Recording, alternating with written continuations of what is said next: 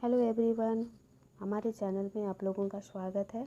आज हम लोग क्लास 9th के भूगोल का तीसरा चैप्टर देखते हैं जिसका नाम है अपवाह। किसी नदी तथा उसकी सहायक धाराओं द्वारा निर्मित जल प्रवाह की विशेष व्यवस्था को अपवाह तंत्र कहते हैं। यह एक तरह का नेटवर्क है जिसमें नदियाँ एक दूसरे से मिलकर जल के प्रवाह का मार्ग बनाती है। एक नदी तंत्र जिस क्षेत्र के जल को प्रवाहित करता है उसे अपवाह द्रोणी कहा गया है। तो यहाँ हम लोग देखते हैं कि द्रोणी क्या है। एक मुख्य नदी और उसकी सहायक नदियाँ जिस क्षेत्र से अपना जल इकट्ठा करती है उसे द्रोणी कहा गया है। पर्वत या उच्च भूमि दो पड़ोसी अपवाह द्रोणियों को एक दूसरे से अलग करता है। उस उच्च भूमि को जल विभाजक कहते हैं। जैसे अम्बाला नगर के आसपास का जो क्षेत्र है वह सिंधु एवं गंगा नदी के बीच जल विभाजक का कार्य करता है। अब हम लोग देखते हैं भारत के अपवाह तंत्र के बारे में। तो भारत की जो नदियां हैं उसको दो वर्गों में बांटा गया है, जिसमें पहला है हिमालय से निकलने वाली नदियां, जिसमें कि गंगा नदी, सिंधु नदी तथा ब्रह्मपुत्र नदी आती है।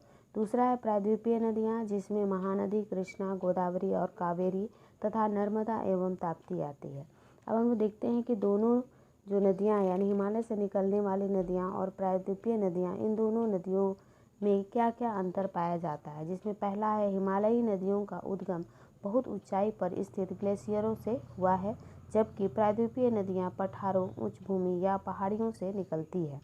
दूसरा, हिमनद से निकलने के कारण हिमालयी नदियां बारहमासी होती है, यानी इन नदियों में सालों भर पानी होता है, जबकि प्रायद्वीपीय नदियां पूरी तरह मानसून पर निर्भर रहती है।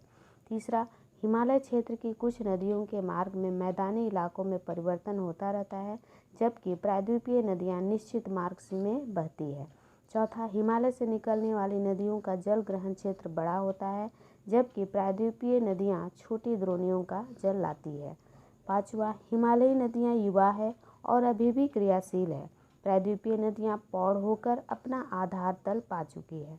छठा, हिमालय की नदियां मुहानों पर डेल्टाओं का निर्माण करती है, जबकि प्रायद्वीपीय नदियों में नर्मदा और ताप्ती ज्वार नदमुख का निर्माण करती है और महानदी कृष्णा, गोदावरी, कावेरी यह डेल्टा का निर्माण करती है।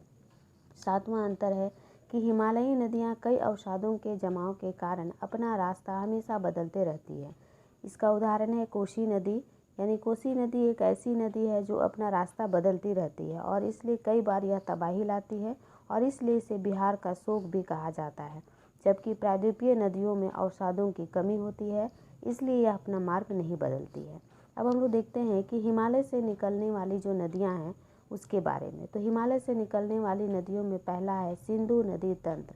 तो सिंधु नदी तंत्र का जो उद्गम क्षेत्र होता है, यानी कि यह कहाँ से निकलती है, जहाँ से नदियाँ निकलती है उसे उद्गम स्थल कहा जाता है। तो सिंधु नदी का उद्गम स्थल है तिब्बत के मानसरोवर झील के निकट सानोख्याबाब ग्लेशियर है और यह अपने मार्ग में गहरे गॉर्ज का निर्माण करती है। इसकी सहायक नदियों में सतलज, ब्यास, रावी, चिनाब और झेलम है, यानी यह इन पांचों नदियों के बीच में ही पंजाब है, इसलिए इसका नाम पंजाब रखा गया है।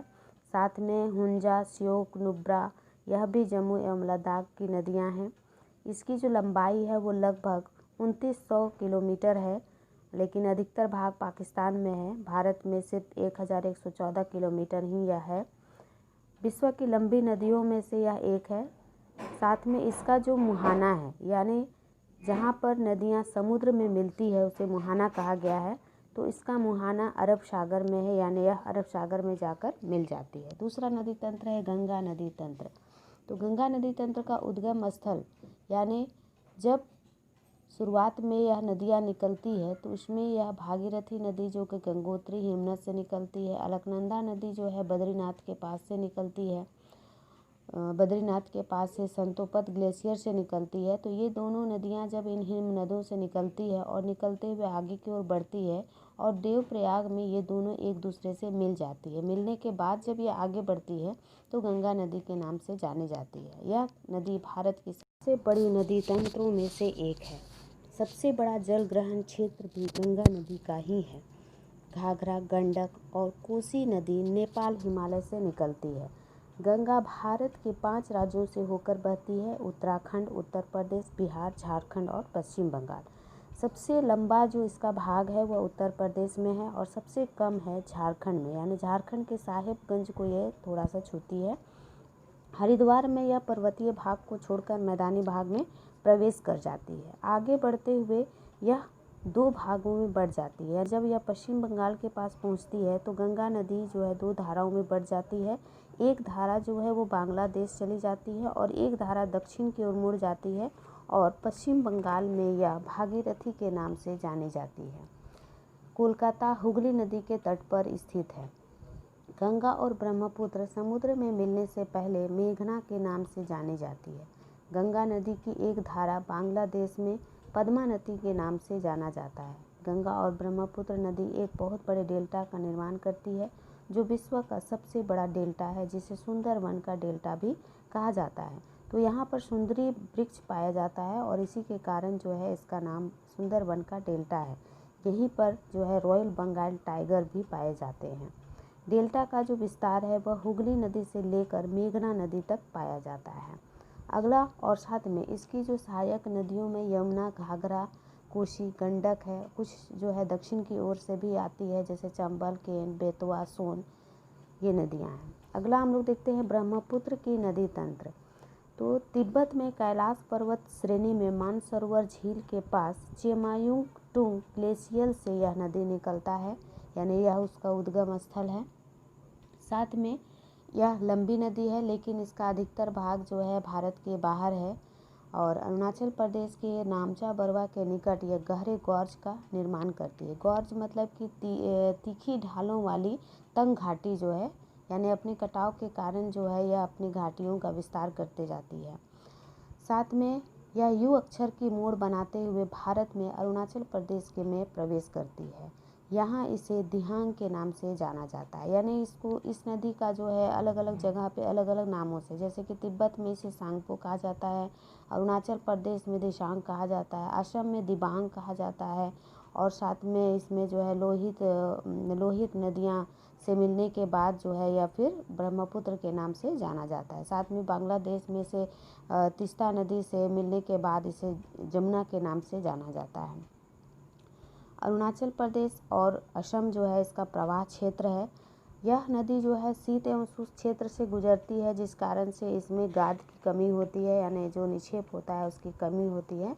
लेकिन जैसे ही यह भारत में प्रवेश करती है इसमें निक्षेप भर जाते हैं और वर्षा के समय में जो है इसी कारण वह अपना मार्ग बदलती रहती है और वर्षा के दिनों में यह नदी जो है बाढ़ लाती है।